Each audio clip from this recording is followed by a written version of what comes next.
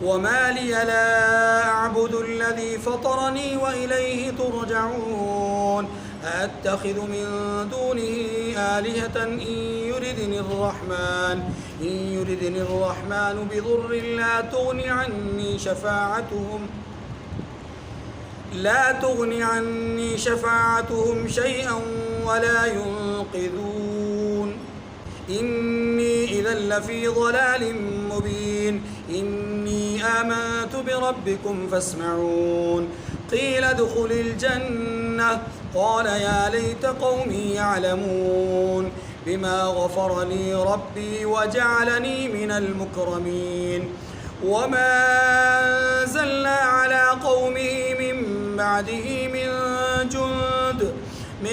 جند من السماء وما كنا منزلين إن كانت إلا صيحة واحدة فإذا هم خامدون يا حسرة على العباد ما يأتيهم من رسول إلا كانوا به يستهزئون ألم يروا كم أهلكنا قبلهم من القرون أنهم إليهم لا يرجعون وإن كل لما جميع لدينا محضرون صدق الله العظیم۔ سورہ یاسین کی آیت نمبر 13 سے آیت نمبر 32 تک ان آیات کریمہ میں اللہ تبارک و تعالی نے مشرکین مکہ کو تنبیہ کرتے ہوئے ایک واقعہ بیان فرمایا ہے۔ مشرکین مکہ رسول اللہ صلی اللہ علیہ وسلم کو ستانے سے گریز نہیں کر رہے تھے، آپ کے ساتھیوں کو ستانے سے گریز نہیں کر رہے تھے۔ اللہ تعالیٰ نے اپنے نبی کی رسالت کے دفاع میں ایک واقعہ بیان فرمایا ہے کہ میرے رسول کو ایذا پہنچاؤ گے، تکلیف پہنچاؤ گے تو آرام سے تم بھی نہیں بیٹھ سکو گے۔ یہی میری سنت ہے کہ جب کوئی میرے نبی کو ستاتا ہے تو میں رب اس سے انتقام لیتا ہوں، یا جو میرے رسول کے قاصد کو ستاتا ہے میں اس سے انتقام لیتا ہوں، جو میرے رسول کے ساتھی کو ستاتا ہے میں اس سے انتقام لیتا ہوں، جو میرے رسول کے سفیر کو ستاتا ہے میں اس سے انتقام لیتا ہوں۔ 3 جملے میں نے کہے ہیں اور ان تینوں جملوں کو آپ سمجھیے۔ قاصدین رسول وہ ہیں کہ جن کو رسول اللہ صلی اللہ علیہ وسلم نے مختلف ممالک کے بادشاہان کی طرف خطوط دے کر کے دعوت اور تبلیغ کے سلسلے میں روانہ کیا، یہ قاصدین ہیں۔ سفیر حضرت عثمان ابن عفان رضی اللہ تعالی عنہ جو حدیبیہ کے مقام سے مکہ مکرمہ بھیجے گئے کہ ہم جنگ کرنے کے لیے نہیں آئے، ہم عمرہ کرنے کے لیے آئے، یہاں پر بھی سفیر رسول کو ستایا گیا، اللہ نے ان سے انتقام لیا۔ نمبر 3 میں نے عرض کیا رسول کے ساتھی کو ستانا یہ بھی اللہ کے انتقام کے آنے کا ذریعہ ہے۔ رسول کے ساتھی سے مراد اللہ کے رسول صلی اللہ علیہ وسلم کے قریب ترین ساتھیوں میں سے سب سے قریب ترین ساتھی حضرت ابوبکر رضی اللہ تعالی عنہ ہیں، جنہوں نے رسول اللہ صلی اللہ علیہ وسلم کی خاطر اپنے وجود پر دشمن کی طرف سے کئی بار اذیتوں، مصیبتوں اور آزمائشوں کو برداشت کیا ہے۔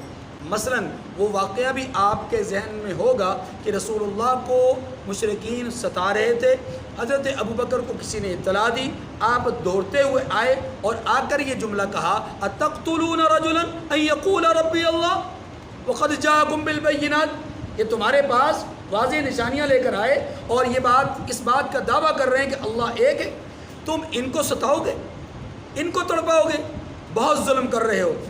اللہ کے رسول صلی اللہ علیہ وسلم کے اس ساتھی نے جب ایک مبلغانہ انداز میں گفتگو کی تو مشرکین نے حضور کو چھوڑ کر حضرت ابوبکر صدیق کو ستانا شروع کر دیا، مارنا پیٹنا شروع کر دیا۔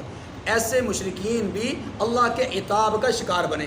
ان تمام باتوں کو سامنے رکھتے ہوئے اب اللہ رب العزت کے بیان کردہ اس واقعے کو سامنے رکھیے۔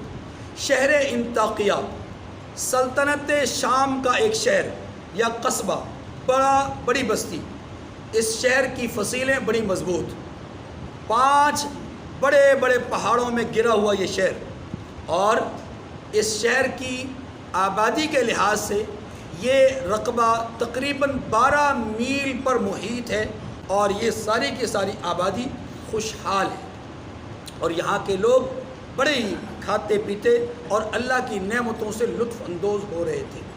ایسے میں حضرت عیسیٰ علیہ السلام ایک اور حضرت عیسیٰ علیہ السلام نے اپنے حواریین میں سے 3 لوگوں کو یکے بعد دیگرے بھیجا، صادق، صدوق اور شلوم۔ پہلے 2 کو، پھر ان کی تائید کے لیے تیسرے کو بھیجا، ایک روایت۔ دوسری روایت یہ ہے کہ اللہ رب العزت نے 3 نبی مبعوث فرمائے۔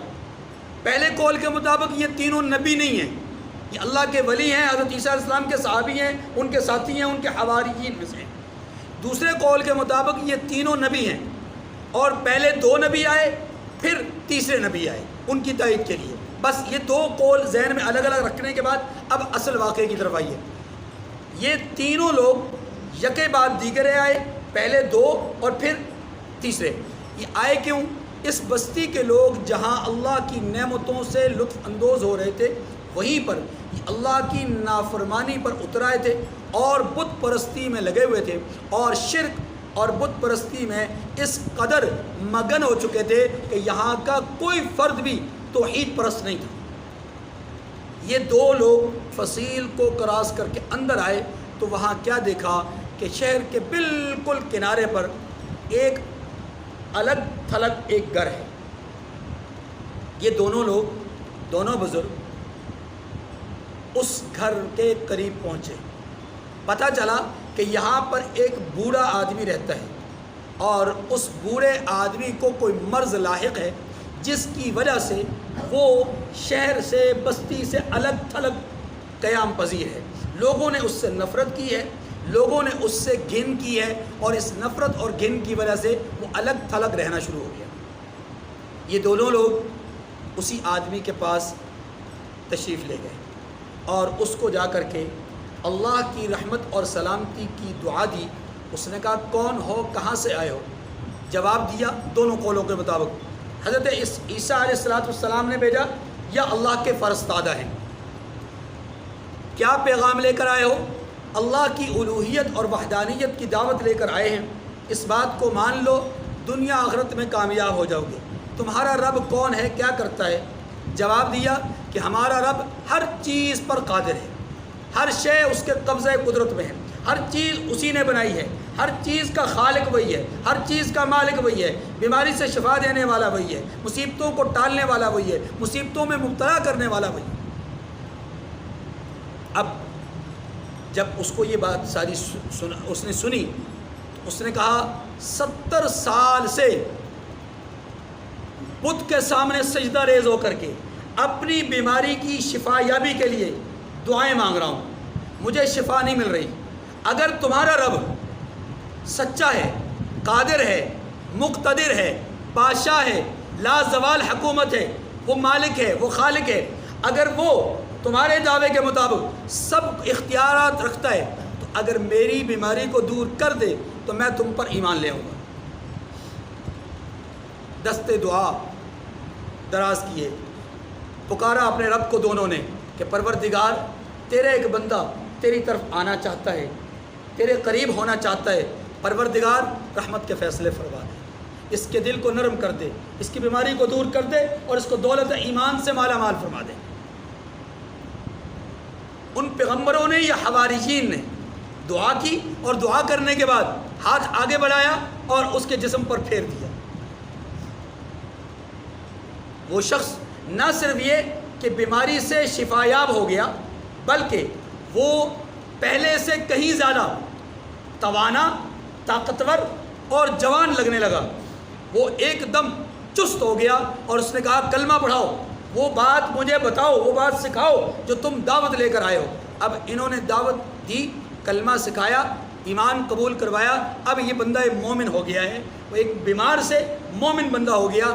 اس کا مرض جزام کا مرض تھا، یا بعض حضرات نے یہ قول بھی نقل کیا ہے کہ یہ خود بیمار نہیں تھا، اس کا بیٹا بیمار تھا۔ دونوں قولوں کے مطابق بیٹا بیمار ہو یا خود بیمار ہو، مسئلہ یہ تھا کہ اگر آپ کا رب سچا ہے، بیماری ہماری دور کر دے، میری یا بیٹے کی دور کر دے، ایمان لے آئے گا۔ اب وہ بیماری دور ہو گئی، ایمان قبول کر لیا۔ وہ پیغمبر یا وہ حواریین میں سے دو، وہ دونوں لوگ اب یہاں سے اٹھے اور بستی کی طرف چل دیے۔ بستی کے لوگوں کو جا کر کے دعوت دی۔ کچھ عرصہ یہ اس بستی کے اندر رہے، بستی کے درمیان رہے اور لوگوں کو دعوت دیتے رہے۔ لوگوں نے ان لوگوں کی، ان آنے والے دونوں رسولوں یا حواریین کی مخالفت کی اور کہا کہ تم اللہ کے فرستادہ نہیں ہو، تم انسان ہو اور انسان رسول نہیں ہو سکتا۔ یہ پیغمبر آخر الزمان صلی اللہ علیہ وسلم پر مشرکین کا دوسرا اعتراض تھا۔ میں نے عرض کیا تھا گزشتہ درس میں کہ رسول اللہ صلی اللہ علیہ وسلم کی نبوت اور رسالت کے لیے 5 دلائل اور آپ پر کیے جانے والے مشرکین کے 5 اعتراضات اور ان کے جوابات، یہ تینوں چیزیں الگ الگ۔ ایک سوال یہ بھی تھا، ایک اعتراض یہ بھی تھا کہ آپ ہماری طرح کے انسان ہیں، لہذا ہم آپ کو نبی نہیں مان سکتے۔ نبی وہ ہو جو ما فوق الورا ہو، نبی وہ ہو جو دوسری مخلوقات سے ہو، نبی وہ ہو جو نورانی مخلوق ہو، نبی انسان نہیں ہو سکتا۔ پھر مشرکین مکہ کا یہ بھی اعتراض تھا، سورہ زخرف میں قرآن پاک نے بیان کیا کہ اللہ رب العزت نے اگر رسول کو بھیجنا ہی تھا تو پھر وہ رسول ان 2 بستیوں میں سے، طائف اور مکہ میں سے، جو ان 2 بستیوں میں سے سب سے زیادہ مالدار لوگ تھے، ان میں سے کسی کو منتخب کرتے۔ آپ تو مالی اعتبار سے کمزور ہیں، آپ کو کیسے منتخب کر لیا؟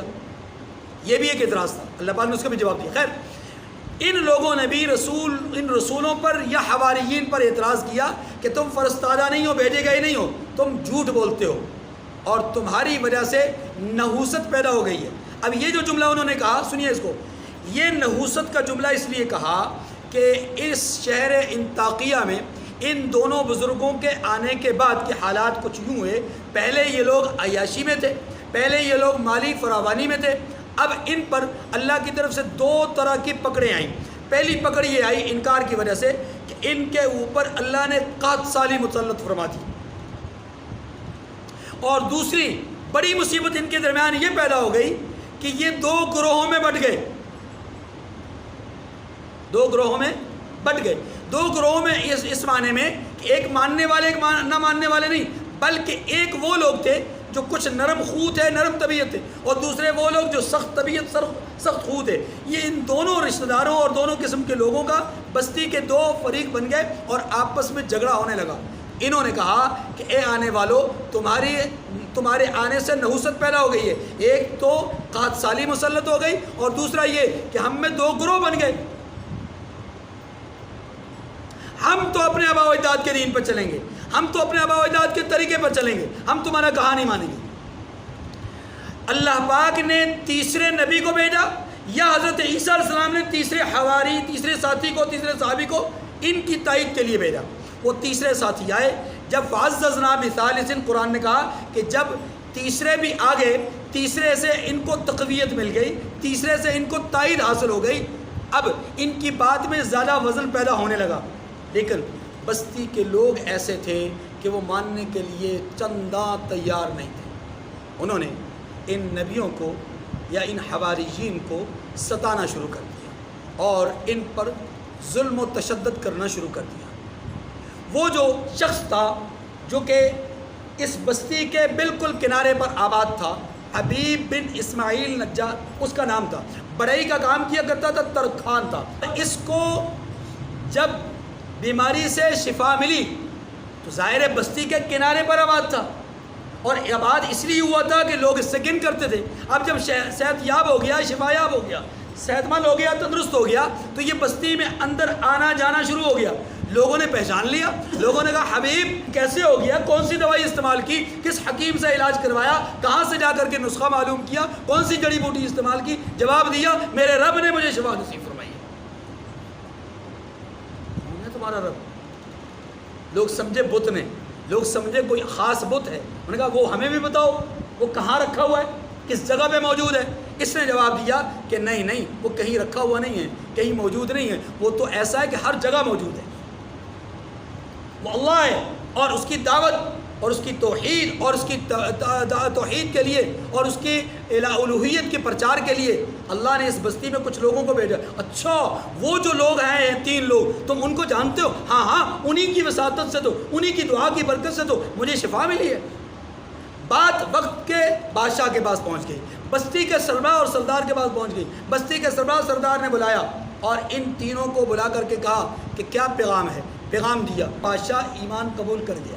بادشاہ کے ایمان قبول کرنے کے باوجود بہت سارے لوگ ایسے ہیں کہ جو ایمان قبول کرنے کے لیے تیار نہیں ہوئے۔ انہوں نے ان لوگوں کو ستانا شروع کر دیا۔ جب یہ لوگ بستی میں واپس گئے تو ان کو ستایا، ان کو مارا پیٹا۔ حبیب نجار آ گئے دوڑتے ہوئے، قرآن پاک نے کہا وَجَاءَ مِنْ أَقْصَى الْمَدِينَةِ رَجُلٌ يَسْعَىٰ، ایک آدمی دوڑتا ہوا آیا بستی کے کنارے سے اور اس نے آ کر کے کہا یا قوم اتبعوا المرسلین، اے میری قوم کے لوگوں ان فرستادہ لوگوں کی بات کو مان لو، ان کی دعوت کو قبول کر لو، ان کا کہا مان لو۔ یہ نجات کے راستے پہ بلا رہے ہیں، یہ ہدایت کی طرف بلا رہے ہیں، یہ کامیابی کی طرف بلا رہے ہیں، یہ نجات کی طرف بلا رہے ہیں، لیکن لوگوں نے ان کی بات کو مانا نہیں۔ اب وہ مبلغ، وہ موحد، وہ داعی، وہ شہید، وہ اللہ کا محبوب بندہ، وہ اللہ کا داعی بندہ اٹھا اور اس نے لوگوں کے درمیان کھڑے ہو کر کے ان مرسلین کی تائید میں اور اپنی طرف سے اپنا تجربہ لوگوں کے سامنے بیان کیا۔ لوگوں کو کہا لوگوں مجھے کیا ہو گیا؟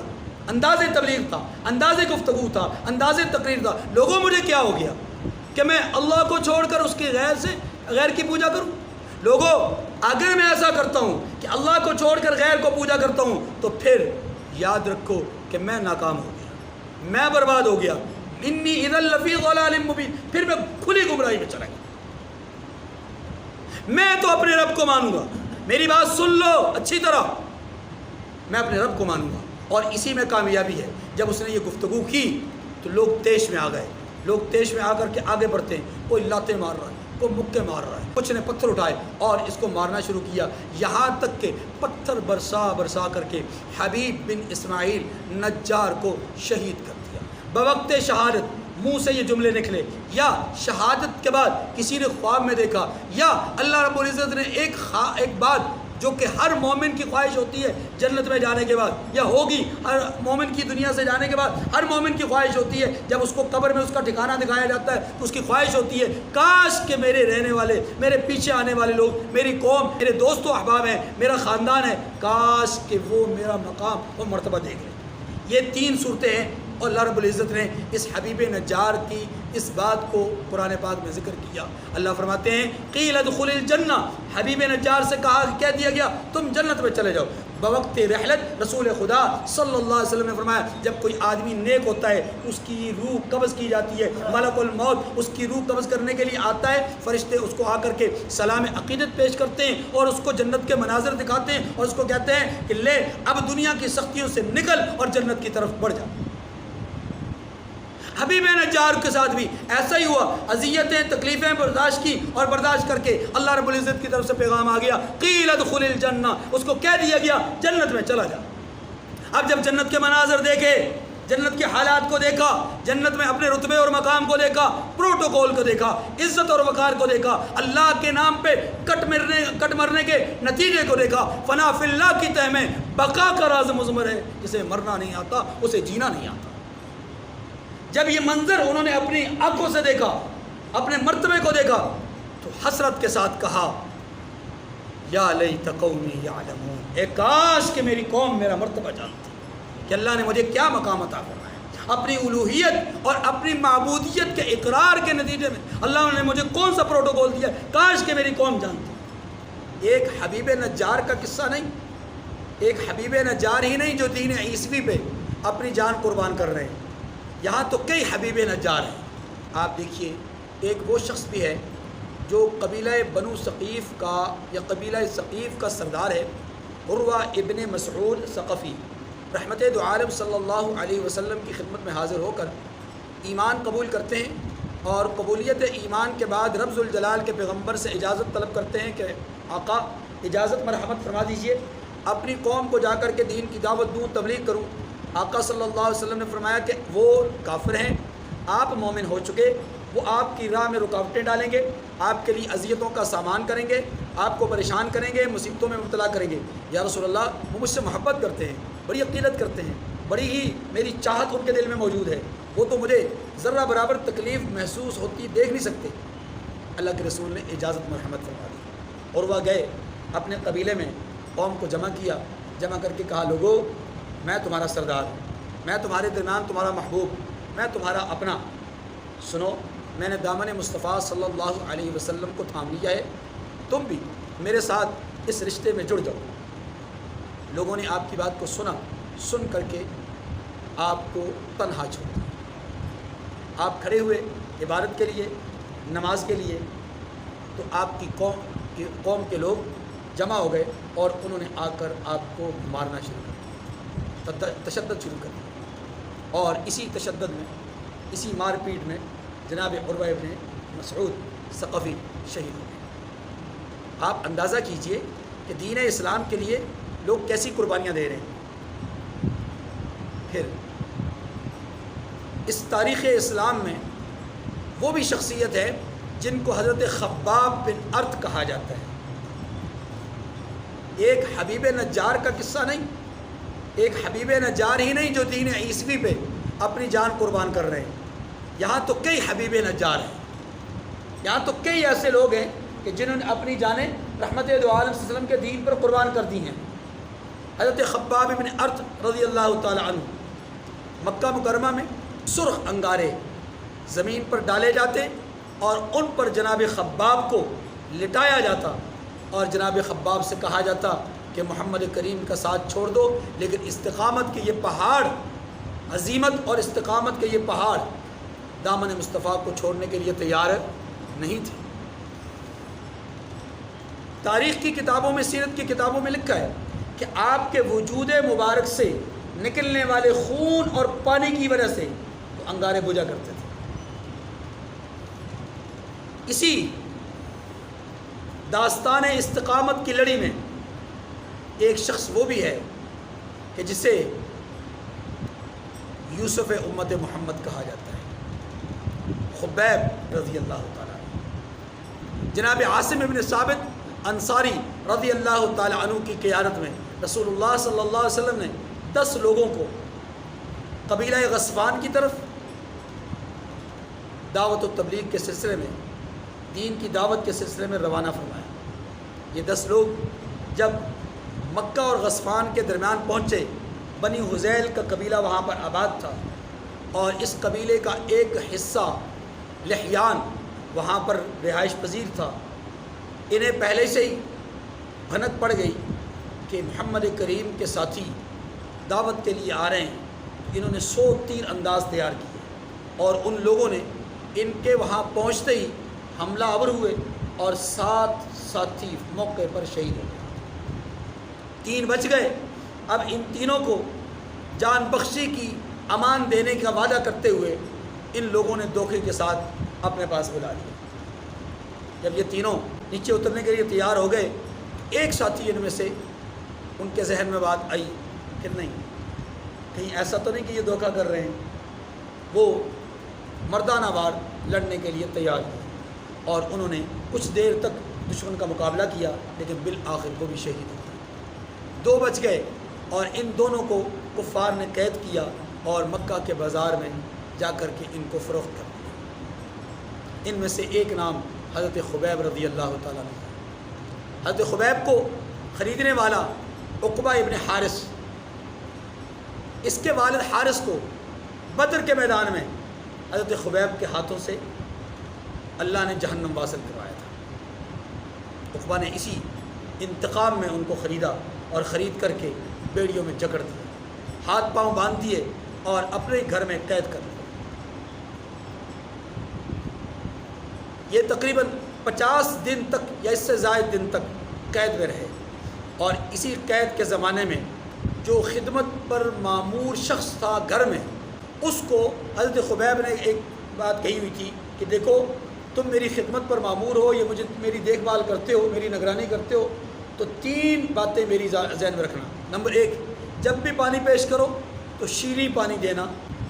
نمبر 2، بتوں کے نام پر ذبح کیے ہوئے جانور کو یا اس کا گوشت کو میرے سامنے پیش مت کرنا۔ اور تیسری بات، جب مجھے مار دینے کا ارادہ بن جائے تو مجھے ارادہ قتل سے پہلے بتا دینا۔ اب 2 باتوں پہ تو وہ عمل کرتا رہا۔ جب تیسری بات کا وقت قریب آیا اس نے بتایا کہ خبیب آپ کے قتل کا ارادہ بن گیا ہے، قوم میں ندا ہو گئی ہے، لوگوں میں پکار ہو گئی ہے، دعوت نامہ ہو گیا ہے، اب ایک پھانسی گھاٹ تیار کیا جا رہا ہے، آپ اس کے لیے تیار ہو جائیں۔ آپ نے کہا تھا تیسری بات سے پہلے، اس کام سے پہلے مجھے بتا دیں۔ حضرت خبیب رضی اللہ تعالی عنہ نے اس سے کہا کہ میرے لیے ایک استرا لے کر طہارت اور نظافت حاصل کرنا چاہتا ہوں۔ استرا دیا گیا۔ اب جیسے ہی آپ کے ہاتھ میں استرا آیا تو عقبہ کا ایک چھوٹا سا بچہ تھا، ابھی کم عمر تھا، کھیلتا کودتا تھا، وہ کھیلتے کھیلتے حضرت خبیب کے پاس آ گیا۔ بڑا زبردست منظر ہے، حضرت خبیب اس بچے کو اپنی گود میں بٹھاتے ہیں، ہاتھ میں آپ کے کھلا استرا ہے۔ عقبہ کی بیوی کی نگاہ پڑ گئی، چیخ ماری۔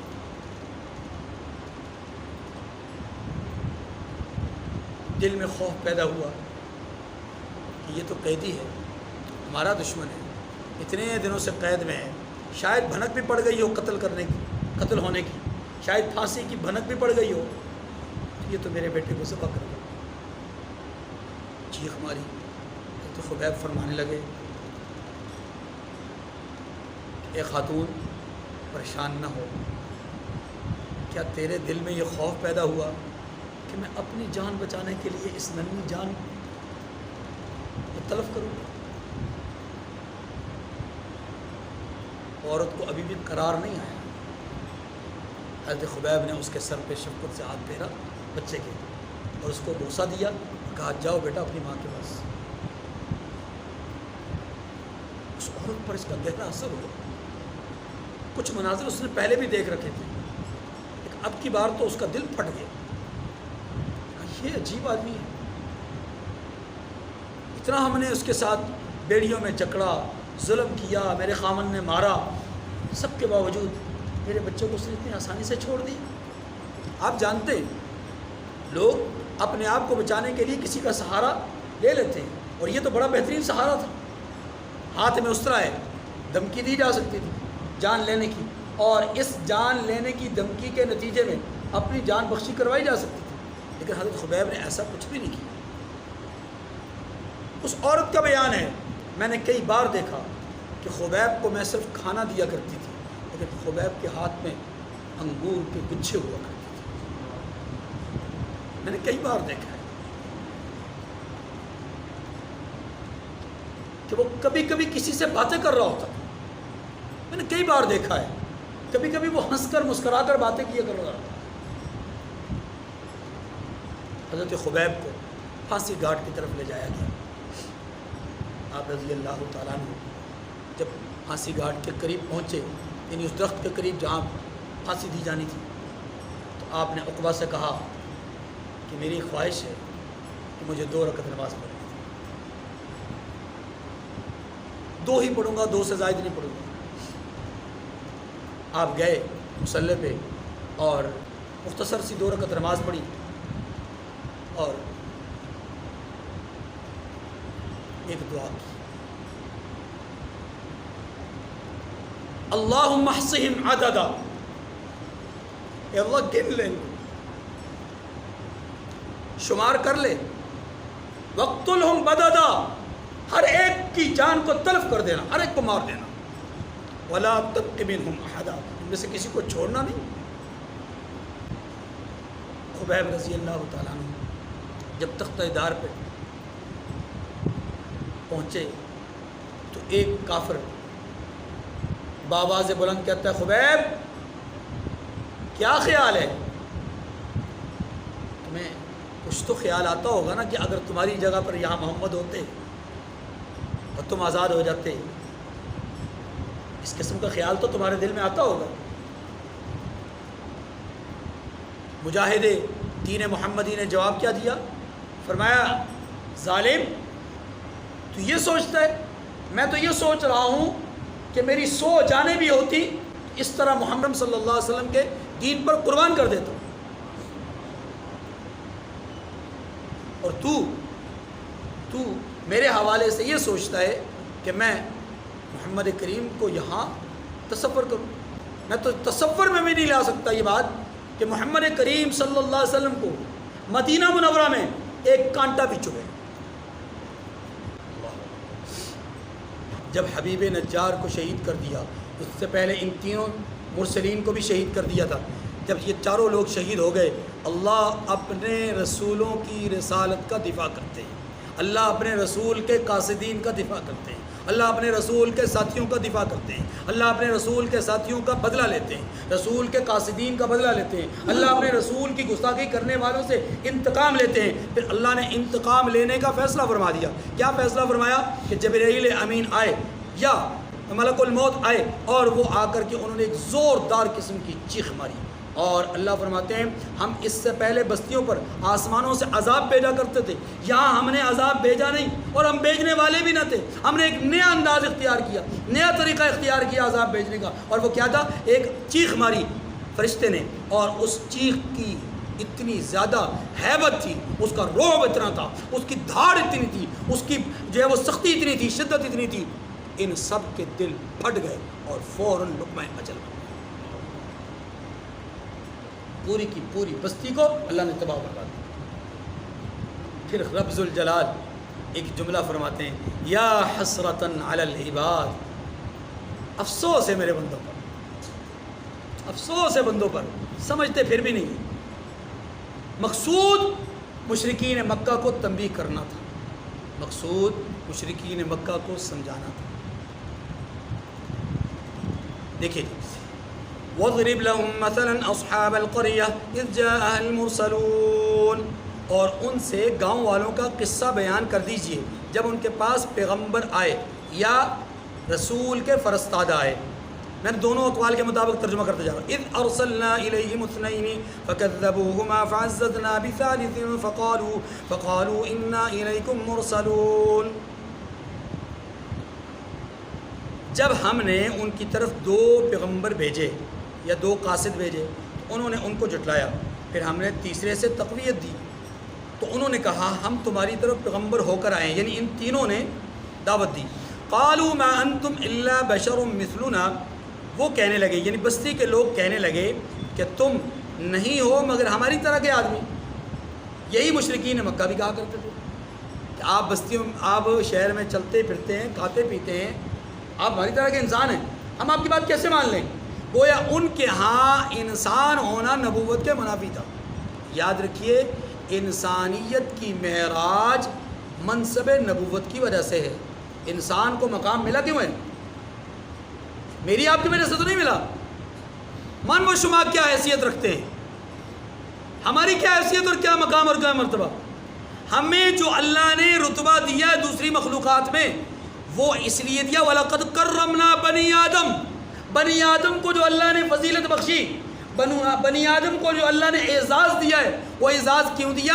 انی جاعل فی الارض خلیفہ، کہ میں زمین میں اپنا خلیفہ بنانا چاہتا ہوں، اور وہ خلیفہ جناب آدم ہیں، مسجود ملائکہ ہیں. وہ خلیفہ اللہ کے وہ بندے ہیں جن کو اللہ نے بطور فخر فرشتوں پر فخر کرتے ہوئے پیدا فرمایا،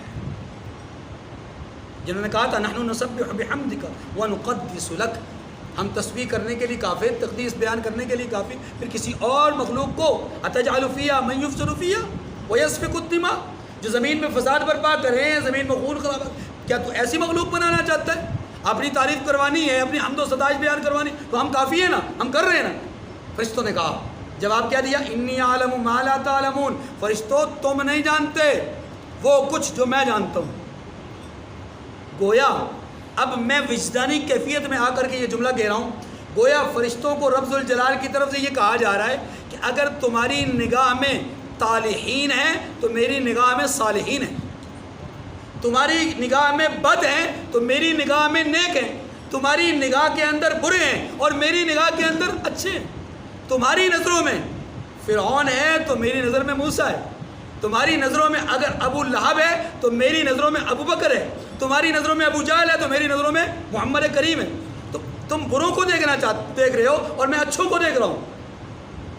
اسی لیے تو یاد رکھیے جب کوئی بندہ مومن خیر کا کام کرتا ہے، اچھا کام کرتا ہے، اللہ فرشتوں پر فخر کر کے کہتے ہیں دیکھا تمہیں کہا نہ تھا انی عالم ما لا تعلم، وہ دیکھو میرا بندہ کتنا اچھا کام کر رہا ہے، وہ شیطان کی کمر توڑ رہا ہے، وہ شیطان اور طاغوتی طاقتوں کو ان کے سامنے سیسا پڑائی ہوئی دیوار بن کے کھڑا ہے، وہ مرد مجاہد، وہ حبیب نجار، دیکھو کیسے میرے 3 نبیوں یا میرے نبی کے 3 قاصدوں کا دفاع کرنے کے لیے کھڑا ہوا ہے، دیکھو وہ پتھر کھا کر کے بھی میری وحدانیت کی دعوت دے رہا ہے، وہ ظلم و ستم برداشت کر کے بھی میری توحید کے پرچار کر رہا ہے، وہ دیکھو بلال کو تپتی ہوئی ریت پر لٹایا جا رہا ہے، پتھر کی سل اس کے سینے پر رکھی ہوئی ہے، جب اس سے کہا جاتا ہے کہ چھوڑ دے محمد کریم کا دامن، چھوڑ دے رب ذوالجلال کا نام لینا، تو وہ تب بھی جواب میں کہتا ہے احد احد احد، ایک ہے اللہ، ایک ہے، ایک کے سوا دوسرا کوئی نہیں۔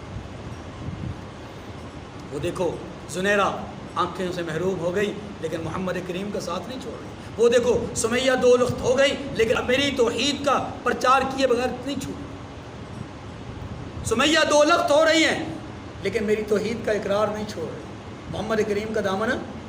تو گویا یہ وجدانی کیفیت میں بات کر رہا ہوں کہ اللہ رب العزت اپنے فرشتوں کے سامنے یہ جملہ کہہ رہے ہیں انی عالم ما لا تعلمون، اس آیت کریمہ کا جو حقیقی منظر ہے، آپ پوری دنیا کے منظر نامے پہ آپ نگاہ دوڑائیں تو بات بالکل کلیئر ہو جاتی ہے کہ ایک طرف وہ ہیں جو شرار بولہبی لے کر کے کھڑے ہیں اور دوسری طرف وہ ہیں جو چراغ مصطفی لے کر کھڑے ہیں۔ اگر ایک طرف اندھیرا ہے تو دوسری طرف کیا ہے؟ روشنی ہے۔ قرآن کہتا ہے وَمَا أَنزَلَ الرَّحْمَنُ مِن شَيْءٍ إِنْ أَنْتُمْ إِلَّا تَكْذِبُونَ، ان جھوٹوں لوگوں نے، ان مشرکین نے ان فرستادہ لوگوں سے کہا کہ اللہ نے کوئی چیز نازل نہیں کی، تم محض جھوٹ بولتے ہو۔ قالوا ربنا يعلم انا الیکم لمرسلون، انہوں نے کہا کہ ہمارا پروردگار جانتا ہے کہ ہم تمہاری طرف بھیجے گئے ہیں۔ وما علینا الا البلاغ المبین، کہ ہم نے بات کرنی تھی کر دی بھائی، اب ماننا نہ ماننا، سیکھنا نہ سیکھنا، سمجھنا نہ سمجھنا، عمل کرنا نہ کرنا تمہارا کام ہے۔ اللہ ہمیں بھی عمل کی توفیق نصیب۔ قالوا انا تطیرنا بکم، وہ کہنے لگے کہ ہم تو آپ کو نامبارک سمجھتے ہیں، ہم تو آپ کو منحوس سمجھتے ہیں۔ نحوست کی وجہ انہوں نے جس وجہ سے نحوست کا لفظ، نحوست کا جملہ کہا، وہ 2 وجہ تھی، ایک یہ کہ قحط سالی میں مبتلا ہو گئے، دوسرا یہ کہ ان کے درمیان 2 گروہ بن گئے۔ لئن لم تنتهوا لنرجمنکم وليمسنکم منا عذاب علیم، ان مشرکین نے کہا اگر تم باز نہ ہوگے تو ہم تمہیں سنسار کر دیں گے اور تم کو ہم سے دکھ دینے والا عذاب پہنچے گا، یعنی ہم تمہیں مصیبت میں مبتلا کریں گے۔ یہی بات مشرکین مکہ نے کہی ہے، رسول اللہ صلی اللہ علیہ وسلم کو ستاتے ہوئے کہی ہے، آپ کے ساتھیوں کو ستاتے ہوئے کہی ہے۔ قالوا طائرکم معکم، رسولوں نے یا قاصدین نے جواب دیا کہ نحوست تو تمہارے ساتھ ہے، نحوست تو ہماری وجہ سے نحوست نہیں، نبیوں کی وجہ سے، نیک لوگوں کی وجہ سے، صالحین کی وجہ سے تو خیر پیدا ہوتی ہے، رحمت نازل ہوتی ہے۔ حدیث میں آتا ہے نا کہ جب کوئی نیک آدمی دنیا سے چلا جاتا ہے تو اللہ کی مخلوق روتی ہے، رونے کی وجہ یہ ہے یہ بندہ ہے جس کی وجہ سے رحمتیں کا نزول ہوتا تھا۔ اور جب کوئی برا آدمی دنیا سے جاتا ہے، جتنا بڑا برا ہوتا ہے اتنا ہی زیادہ مخلوق خدا اللہ کا شکر ادا کرتی ہے، خود اللہ شکر کرتے ہیں۔ فَقُطِعَ دَابِرُ الْقَوْمِ الَّذِينَ ظَلَمُوا، ظالموں کی قبر اللہ نے توڑ دی، والحمدللہ رب العالمین، اللہ خود کہتے ہیں والحمدللہ رب العالمین۔ اللہ نے فرعون کو غرق کیا، غرق کرنے کے بعد کیا فرمایا؟ فما بکت علیہم السماء والارض، فرعون اور فرعون کے لشکر میں 12 لاکھ لوگ دریا برد ہو گئے، 12 لاکھ انسان۔ اللہ فرماتے ہیں فما بکت علیہم السماء والارض، نہ آسمان رویا نہ زمین روئی۔ کیوں؟ اس لیے کہ یہ زمین پر اللہ کی طرف سے ایک سخت ترین یا عذاب کی موجب مخلوق تھی، جب یہ چلی گئی اللہ نے اپنے عذاب کو ٹال دیا اور اب رحمتوں کا نزول کرنا ہے، اس لیے مخلوق خدا خوش ہو رہی ہے۔ یہاں پر بھی ہم بیان ہیں، یہ قاصدین نے کہا نحوست ہماری نہیں، نحوست تو تمہارے ساتھ ہے۔ اب ان کے ساتھ کیا نحوست ہے؟ کفر کی نحوست، انبیاء کو ٹھکرانے کی نحوست، انبیاء کی تذلیل کرنے کی نحوست، انبیاء کی گستاخی کرنے کی نحوست۔ اور یہ بات اشارتاً اللہ رب العزت کی طرف سے مشرکین مکہ کو سمجھائی جا رہی ہے کہ تم میرے پیغمبر کو ستا رہے ہو، پیغمبر کے ساتھیوں کو ستا رہے ہو، یاد رکھو ان الذین یؤذون اللہ ورسولہ لعنہم اللہ فی الدنیا والآخرہ، جو اللہ اور اس کے رسول کو ایذا دینے کی کوشش کرتے ہیں اللہ کی طرف سے ان کے لیے دنیا اور آخرت میں لعنت۔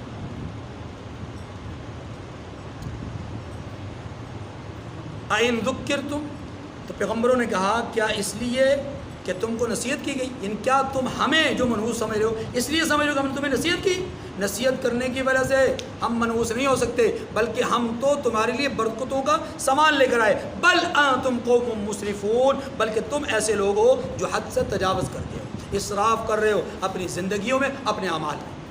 وجاء من اقصى المدينة رجل يسعى قال يا قوم اتبعوا المرسلين اتبعوا من لا يسألكم اجرا وهم مهتدون، اور شہر کے پرلے کنارے سے ایک آدمی دوڑتا ہوا آیا، حبیب بن اسماعیل نجار بڑھئی کا ترخان دوڑتا ہوا آیا، قال یا قوم اتبعوا المرسلین۔ اب انداز گفتگو دیکھیے، انداز گفتگو دیکھیے، انداز گفتگو یہ جس حبیب کو لوگوں نے بیماری کی وجہ سے دھتکار دیا تھا، جس حبیب کو لوگوں نے بیماری کی وجہ سے نفرت کا شکار کیا تھا، جس حبیب کو لوگوں نے بیماری کی وجہ سے گن کا شکار کیا تھا کہ چلے جاؤ نکل جاؤ یہاں سے، اور وہ بستی کے کنارے پہ چلا گیا، اب وہی حبیب صحیح سالم ہو کر کے، تندرست ہو کر کے، صحت یاب ہو کر کے جب آتا ہے تو یوں نہیں کہتا او لوگو، اے انسانوں، اے مجھے دھتکارنے والوں، اے مجھے بستی سے دور کرنے والوں، نہیں، کیا کہتا ہے؟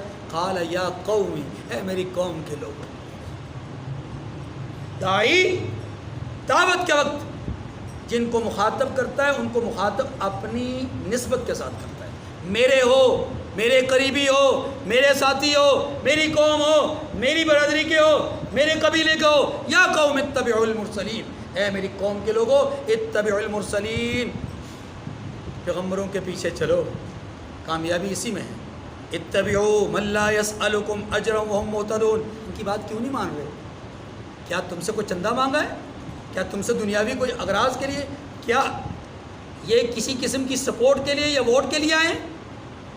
نہیں، من لا يسألكم اجرا، یہ تو تم سے کوئی اجر نہیں طلب مانگتے، یہ تو تم سے کوئی صلہ نہیں مانگتے، وهم مهتدون، اور یہ ہیں بھی سیدھے راستے پر، اللہ کے بھیجے ہوئے ہیں، مانگتے بھی کچھ نہیں، ہدایت یافتہ ہیں، لہذا تمہارا کام یہ ہے کہ ان اللہ کے بھیجے ہوئے لوگوں کی قدر کرو۔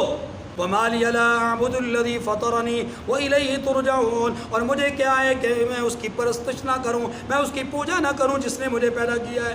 وَإِلَيْهِ تُرْجَعُونَ، اور اسی کی طرف سب کو لوٹ کر جانا ہے، یعنی تمہیں لوٹ کر جانا ہے، سب کو لوٹ کر جانا ہے۔ أَتَّخِذُ مِن دُونِ، یہاں دو باتیں ہو گئی، ایک یہ اپنے آپ کو عابد اور اللہ کو معبود یعنی توحید کی دعوت، دوسرا وَإِلَيْهِ تُرْجَعُونَ، قیامت کی دعوت، قیامت کا عقیدہ اور نظریہ بیان کیا۔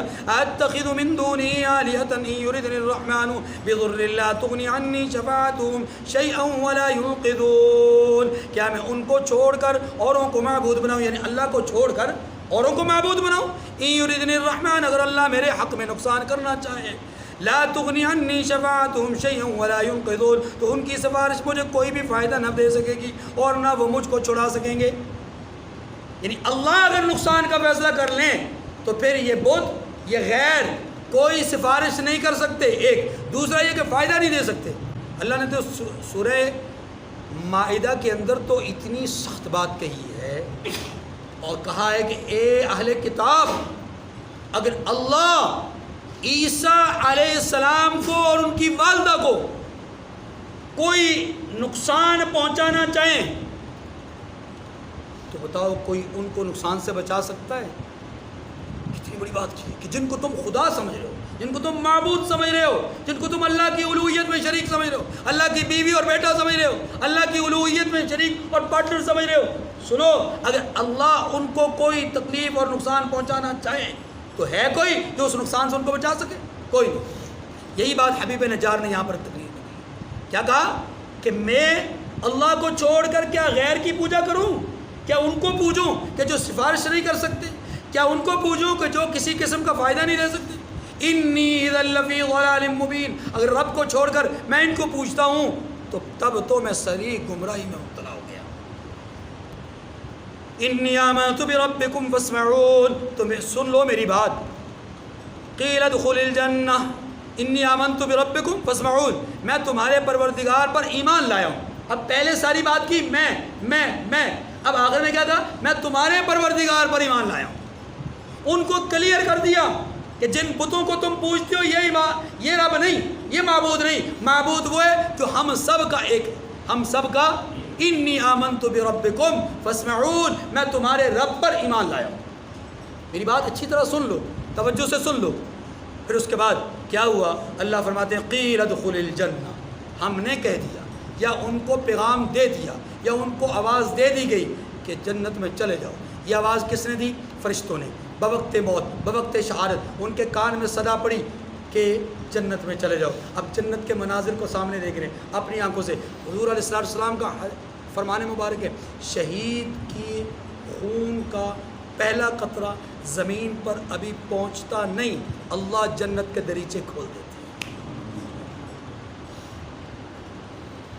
حبیب نجار پتھروں کی بارش میں خون سے لت پت جنت کے مناظر کو اپنی آنکھوں سے دیکھ رہے ہیں۔